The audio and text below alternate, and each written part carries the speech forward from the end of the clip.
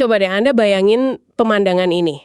Ada 5 kapal perang Amerika Serikat, siluetnya tajam gitu di bawah matahari terik, lagi siaga di perairan sempit, di Selat Hormuz. Suasananya itu tegang banget, nyaris kayak detik-detik sebelum perang. The Wall Street Journal, dalam laporannya tanggal 26 Januari 2026, itu ngerinciin posisinya jelas banget. Ada kapal tempur pesisir di Teluk Persia, 2 lagi siaga di Bahrain, terus ada 2 kapal perusak berpeluru kendali. Patroli tepat di mulut selat. Dan mereka semua lagi nungguin kedatangan sang raksasa, kapal induk USS Abraham Lincoln. Nah, ngelihat kekuatan segede ini, pertanyaan yang muncul di kepala kita dan mungkin di kepala Anda juga, simpel aja sih. Apa yang bisa dilakuin Iran? Apa mereka cuma bisa pasrah ngadepin armada miliaran dolar ini? Ternyata jawabannya, wah sama sekali nggak sederhana. Ada sebuah doktrin perang yang cerdik banget, yang siap ngubah semua aturan main. Tepat sekali. Dan sebelum kita masuk lebih dalam ke doktrin itu, penting banget kita pahami medannya ya. Bagi Iran, Selat Hormuz itu bukan sekedar jalur air biasa. Itu urat nadi ekonomi mereka. Tapi di saat yang sama, itu juga senjata pamungkas mereka. Jadi, pembahasan kita kali ini akan coba ngebongkar sebuah strategi pertarungan yang sangat nggak seimbang. Teknologi super canggih milik AS melawan sesuatu yang beda banget. Kuantitas, kelicikan, dan taktik yang terinspirasi dari alam. Oke, mari kita langsung bedah intinya. Taktik ini namanya swarm attacks atau serangan gerombolan. Kedengerannya kayak dari film fiksi ilmiah gitu ya. Sebenarnya ini apa sih? Konsepnya, menurut analisis dari Anthony Hay Kortsman di CSIS, sebenarnya sangat mendasar. Ini taktik andalan dari Angkatan Laut Garda Revolusi Iran atau IRGC. Jadi gini, alih-alih mencoba nandingin kapal perang AS yang besar dengan kapal yang sama besarnya, kan itu mustahil buat mereka. IRGC ngelakuin sebaliknya. Mereka ngerahin puluhan bahkan ratusan kapal kecil, super cepat dan lincah. Oh, jadi kayak dikeroyok gitu ya konsepnya. Persis, itu dia kata kuncinya. Analogi terbaik dari sumber kita itu, bayangin Anda ganggu sarang lebah. Apa yang terjadi? Bukan satu lebah gede yang keluar kan, tapi ratusan lebah kecil yang marah. Datang dari semua arah, ngerumunin Anda bareng-bareng. Tujuannya bukan duel 1 lawan 1, tapi menciptakan kekacauan total. Dan bikin target utama, entah itu kapal induk atau kapal perusak, jadi kewalahan.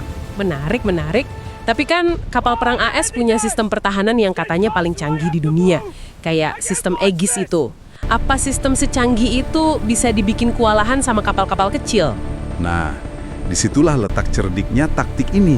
Yang menarik di sini tuh, gimana serangan gerombolan ini secara spesifik dirancang buat mengeksploitasi kelemahan dari kekuatan terbesar musuh. Sistem Aegis itu emang luar biasa sih. Dia dirancang buat melacak dan nembak jatuh target-target canggih di jarak yang jauh banget. Kayak jet tempur supersonik atau rudal balistik. Otaknya, komputernya, itu dioptimalkan buat ngadepin sedikit target berkualitas tinggi. Tapi dia nggak dirancang buat ngadepin keroyokan massal dari target berkualitas rendah, gitu ya maksudnya? Tepat sekali. Coba bayangin, Anda seorang kiper kelas dunia. Anda bisa nepis tendangan penalti dari pemain manapun. Tapi gimana kalau ada 50 bola ditendang ke arah Anda barengan dari jarak dekat? Wah, ya, mustahil bisa ketepis semua. Nah, itulah yang terjadi sama Aegis. Sumber kita ngasih skenario yang gamblang banget.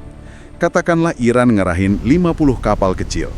Mungkin Aegis dengan segala canggihnya berhasil deteksi dan hancurin 40 diantaranya. Itu pencapaian hebat. Tapi masalahnya? Ada 10 kapal yang lolos. Betul. Dan 10 kapal yang lolos itu, meskipun kecil, udah cukup buat nimbulin kerusakan katastrofik. Iya juga ya. Satu rudal dari speedboat yang harganya mungkin cuma puluhan ribu dolar, bisa aja melumpuhkan sistem radar di kapal perusak yang harganya miliaran dolar. Skala kerugiannya jadi nggak sebanding sama sekali. Itulah inti dari perang asimetris. Sumber kita bahkan ngasih analogi kedua, yang menurut saya lebih ngegambarin rasa frustrasinya. Katanya, ngadepin swarm attack itu seperti berusaha menepuk ratusan nyamuk di ruangan gelap dengan satu tangan. Anda mungkin berhasil nepuk beberapa, tapi pasti ada yang lolos dan menggigit. Iran pada dasarnya maksa Angkatan Laut AS buat bertarung dalam permainan yang mereka nggak rancang buat menang. Kekacauan terorganisir, saya suka istilah itu. Kalau kita ngomongin lebah-lebah besi ini, wujudnya kayak apa sih sebenarnya? Apa ini kapal-kapal canggih juga, cuma ukurannya aja yang kecil? Justru sebaliknya, Disinilah letak efisiensi biayanya. Kita nggak lagi ngomongin kapal perang mini ya. Ini kapal-kapal yang sangat sederhana. Kategorinya itu Fast Inshore Attack Craft, FIC, atau Fast Attack Craft, FAC. Intinya sih, ini speedboat yang dimodifikasi buat perang. Kecil, sulit dilacak radar, lincah banget, dan yang terpenting murah dan bisa diproduksi massal. Tapi jangan ketipu ukurannya kan? Persenjataan yang mereka bawa pasti bukan main-main. Tentu saja, muatan mereka itu macam-macam dan mematikan. Mulai dari yang paling dasar kayak senapan mesin berat, peluncur roket, sampai yang lebih canggih, kayak rudal anti kapal jarak pendek dan bahkan torpedo ringan. Setiap kapal mungkin cuma bawa 1 atau 2 rudal, tapi kaliin aja itu dengan 100 kapal. Potensi kerusakannya jadi masif. Dan sumber kita nyebutin ada satu detail lagi yang lebih ekstrim, yang nunjukin level keseriusan mereka. Ya, dan ini aspek yang paling mengerikan dari taktik ini. Beberapa dari kapal-kapal itu dirancang khusus buat satu misi terakhir, serangan bunuh diri. Kapal-kapal ini pada dasarnya adalah bom terapung berawak. Dipenuhin bahan peledak, tujuannya cuma satu, nabrakin diri ke lambung kapal musuh buat bikin lubang segede mungkin. Tunggu, kapal bunuh diri. Itu kan level eskalasinya beda banget. Itu nunjukin pola pikir yang nggak lagi mentingin kerugian material, tapi siap ngorbanin nyawa buat satu tujuan. Secara psikologis, ini pasti bikin teror tersendiri buat para pelaut di kapal sasaran. Tepat. Ini ngubah semua kalkulasi di medan perang. Dan penting buat kita ingat, taktik gerombolan ini nggak berdiri sendiri. Ini bukan satu-satunya trik yang mereka punya. Ini bagian dari sebuah sistem pertahanan berlapis yang lebih besar. Sebuah ekosistem ancaman yang mereka sebut doktrin Mosaic Defense. Oke, ekosistem ancaman. Apa aja komponen lain dalam ekosistem itu? Selain gerombolan kapal dari permukaan, ancaman datang dari berbagai domain lain secara simultan. Pertama, dari bawah air. Mereka bakal nebar ranjau laut di perairan dangkal. Tujuannya bukan cuma buat hancurin kapal, tapi juga buat ngelambatin laju armada musuh. Dan maksa mereka lewat jalur-jalur tertentu yang udah disiapin sebagai, katakanlah, zona pembantaian. Terus mereka punya kapal selam kelas midget. Ini kapal selam super mini yang susah banget dideteksi sonar, yang bisa nyelinap buat nembakin torpedo. Jadi ada ancaman dari bawah dan dari permukaan. Dari darat ada juga. Ada. Di sepanjang garis pantai Iran yang berkelok-kelok, mereka nyembunyiin baterai-baterai rudal anti kapal. Rudal-rudal ini bisa ditembakin dari truk peluncur yang pindah-pindah. Jadi susah banget ditemuin dan dihancurin. Jadi bayangin Anda, komandan armada AS. Anda harus mikirin ratusan kapal kecil di depan, ranjau di bawah, kapal selam mini yang ngumpet, dan ancaman rudal dari darat di sisi Anda. Semuanya barengan. Ini benar-benar definisi dari kewalahan. Jadi tujuan akhir dari doktrin Mosaic Defense ini bukan buat menang mutlak kan? Mereka pasti tahu nggak akan bisa nenggelamin seluruh armada AS. Anda benar banget. Tujuannya jauh lebih strategis dan psikologis. Tujuannya itu buat nimbulin kerugian yang begitu besar, begitu cepat, dan begitu menyakitkan. Sampai penyerang, dalam hal ini Washington, bakal ngerasa jenuh, lelah. Mereka mau bikin biaya perang jadi nggak sepadan sama tujuannya. Pesan yang mau mereka sampaikan tuh, silakan masuk, tapi siap-siap kehilangan banyak kapal, banyak nyawa, dan dukungan politik di negaramu sendiri. Yakin ini sepadan? Tentu aja, Amerika nggak bakal tinggal diam. Mereka pasti udah nyiapin penangkalnya. Nah, disinilah ceritanya jadi menarik banget. Kayak pertarungan predator dan mangsa yang terus berevolusi. Apa jawaban Pentagon buat taktik keroyokan ini? Jawaban mereka ada dua bentuk utama. Yang satu udah teruji di lapangan, yang satunya lagi sangat futuristik. Yang pertama, unit yang mereka juluki Swarm Killers. Ini pada dasarnya helikopter serang yang lincah banget, kayak AH-464 Apache atau AH-1Z Viper, yang dipersenjatai rudal berpemandu presisi kayak Hellfire. Jadi idenya helikopter ini bisa terbang rendah, lincah, terus ngeburu kapal-kapal kecil itu satu persatu dari udara, kayak elang yang berikan gitu ya. Persis.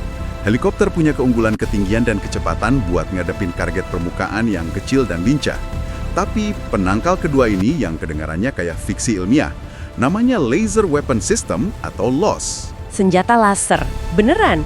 Seberapa efektif ini di dunia nyata? Apa ada kelemahannya? Misalnya kalau cuaca buruk atau berkabut di laut, gimana? Itu pertanyaan yang bagus banget. Secara teori, Laos ini sangat efektif.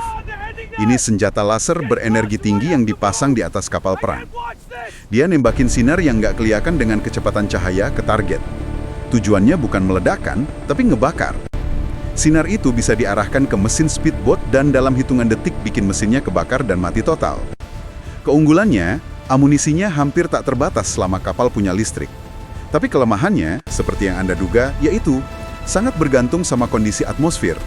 Hujan lebat, kabut tebal, atau bahkan debu pasir bisa ngurangin efektivitas dan jangkauannya secara signifikan.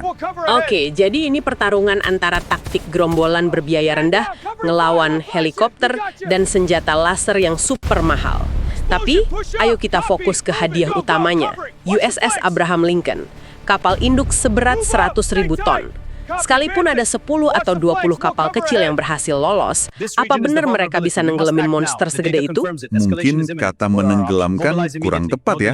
Sangat-sangat sulit buat nenggelamin kapal induk modern. Tapi Anda nggak perlu nenggelamin kapal itu buat bikin dia jadi nggak berguna.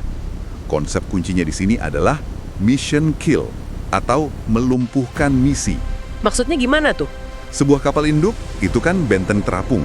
Tapi kekuatan dia sebenarnya ada di kemampuannya buat ngeluncurin dan daratin puluhan jet tempur. Nah, dek penerbangan yang luas itu adalah jantung sekaligus titik lemahnya. Bayangin satu aja serangan presisi dari rudal kecil berhasil ngerusak dek penerbangan itu. Bikin lubang besar, ngerusak sistem ketapel peluncur, atau hancurin menara kontrol. Seketika itu juga, USS Abraham Lincoln nggak bisa lagi ngejalanin fungsinya. Puluhan pesawat tempur senilai miliaran dolar di dalamnya jadi kejebak. Dia berubah dari aset strategis paling kuat di dunia jadi sekedar bongkahan baja raksasa yang harus dilindungi. Sumber kita menekankan bahkan kalau kapal induk itu ada di Laut Arab yang lebih aman, ratusan kilometer jauhnya, dia tetap nggak sepenuhnya aman. Betul sekali. Dan ini nyambungin kita ke lapisan ancaman Iran yang lain, rudal balistik jarak jauh. Secara spesifik, sumber-sumber ini nyorot rudal Fatah II. Iran ngeklaim ini rudal hipersonik, mampu melesat dengan kecepatan di atas Mach 5, 5 kali kecepatan suara. Dengan jangkauan ribuan kilometer, rudal ini secara teoritis bisa nyampe ke posisi gugus tempur kapal induk di Laut Arab. Dan ini bukan cuma ancaman di atas kertas dong, rudal sejenis ini udah pernah dipakai dalam pertempuran nyata kan? Tepat. Disebutkan kalau ini teknologi yang sama dengan yang dipakai proksi mereka, kelompok Houthi di Yaman, buat nyerang kapal-kapal di Laut Merah. Jadi kemampuannya buat targeting objek bergerak di laut udah terbukti. Ini nambahin dimensi ancaman yang sama sekali baru buat para perencana strategi di Pentagon. Oke. Jadi gambaran ancamannya makin kompleks. Ini bukan lagi sekedar pertempuran di Selat Hormuz. Rasanya ini cuma satu bagian dari papan catur yang jauh lebih besar. Iran kayaknya punya kartu truf lain. Mereka punya. Dan kartu truf ini mungkin yang paling berbahaya. Sumber kita ngenalin konsep yang kuat banget. Namanya Ring of Fire atau cincin api Iran. Ini bukan senjata, tapi sebuah jaringan. Jaringan proksi setia mereka yang tersebar di seluruh Timur Tengah. Ada Hizbullah di Lebanon, Houthi di Yaman, terus berbagai milisi Syiah di Irak dan Suriah. Dan yang paling penting, kelompok-kelompok ini bukan sekedar simpatisan kan? Mereka nyambung langsung. Sangat terhubung, mereka dilatih, didanai, dan dalam banyak kasus dikomandoi langsung oleh IRGC. Implikasi strategis dari cincin api ini luar biasa besar. Kalau Iran diserang langsung, mereka bisa ngaktifin semua tangan-tangan ini serentak. Hizbullah bisa ngeluncurin ribuan roket ke Israel. Houthi bisa ngeblokade Laut Merah sepenuhnya. Milisi di Irak dan Syria bisa nyerang ribuan tentara dan diplomat AS yang ditempatin di sana. Ini benar-benar ngubah kalkulasi perang. Serangan terhadap Iran bukan lagi konflik bilateral, tapi berpotensi memicu kebakaran regional yang masif. Amerika bakal dipaksa perang di banyak front pada saat yang bersamaan, mecah konsentrasi dan sumber daya mereka yang terbatas. Dan kalau semua itu belum cukup, Iran masih nyimpen satu opsi pamungkas. Opsi yang gak bersifat militer, tapi dampaknya bisa dirasain sama semua orang di seluruh dunia. Termasuk Anda dan saya. Opsi nuklir ekonomi. Memblokade total Selat Hormuz. Gimana caranya? Pakai kapal perang, jauh lebih simpel dan lebih efektif dari itu. Cukup dengan nebar ratusan, bahkan ribuan, ranjau laut di sepanjang selat yang sempit itu. Seketika, nggak akan ada satupun kapal tanker minyak atau kapal kargo komersial yang berani lewat. Premi asuransi bakal meroket gila-gilaan. Dalam sekejap, jalur yang nyalurin sebagian besar pasokan energi dunia bakal macet total. Dan dampaknya, wah, harga bensin di seluruh dunia bakal melonjak, inflasi merajalela, pasar saham anjlok. Ini bukan lagi perang regional, ini jadi krisis ekonomi global. Sebuah langkar yang bakal maksa semua negara dari Eropa sampai Asia buat neken Washington biar cepat-cepat cari solusi damai. Persis itu kartu truf terakhir mereka. Sebuah cara untuk mastiin seluruh dunia ikut ngerasain sakitnya konflik ini. Jadi kalau kita tarik kesimpulan ya, pertarungan di Selat Hormuz ini jauh dari sekedar adu canggih teknologi. Ini pertarungan antara kekuatan kapal induk miliaran dolar ngelawan sengatan mematikan dari ratusan lebah besi. Sebuah studi kasus yang luar biasa tentang gimana keunggulan teknologi bisa dilumpuhin sama taktik asimetris yang cerdik dan kemauan buat bertempur abis-habisan. Perspektif akhirnya gini, seluruh strategi Iran, mulai dari swarm attacks, rudal Fatah II, Ring of Fire, sampai ancaman blokade Hormuz, semuanya dirancang buat satu hal, yaitu buat mendikte harga yang harus dibayar sama Amerika Serikat kalau perang benar-benar terjadi. Iran seolah-olah ngomong, kalian mungkin punya kekuatan buat ngalahin kami, tapi kami punya kekuatan buat bikin kemenangan itu terasa kayak kekalahan yang mahal banget. Bola panas itu pada akhirnya ada di tangan Washington. Apa mereka siap bayar harga itu? Pembahasan ini benar-benar ngebuka mata ya, dan ini ninggalin satu pertanyaan besar untuk Anda renungkan. Iya, sebuah pertanyaan buat dipikirkan. Dalam dunia militer yang makin didominasi teknologi super canggih kayak drone, AI, dan senjata hipersonik, apakah taktik yang relatif sederhana dan berbiaya rendah seperti swarm attacks ini justru akan menjadi penyeimbang kekuatan baru bagi negara-negara yang lebih lemah? Dan gimana strategi semacam ini bisa mengubah cara kita memandang perang di masa depan?